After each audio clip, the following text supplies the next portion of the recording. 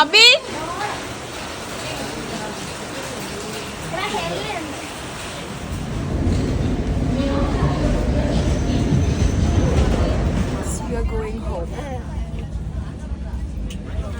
Guys നമ്മുടെ കൂടെ ഇവിടെ ആലിയുണ്ട്, ബോട്ടുണ്ട്, ഇതാ കൃപ. ഞങ്ങൾ 4 പേരും കൂടിയിട്ടാണ് എങ്ങോട്ട് പോകുന്നത്? ഊട്ടിക്ക് പോകും. ഗൈസ് നമ്മളിപ്പോ എവിടെ പോണം? വീട്ടിൽ പോകണം. പ്രളയമൊന്നും ഇല്ല കേട്ടോ ഗൈസ്.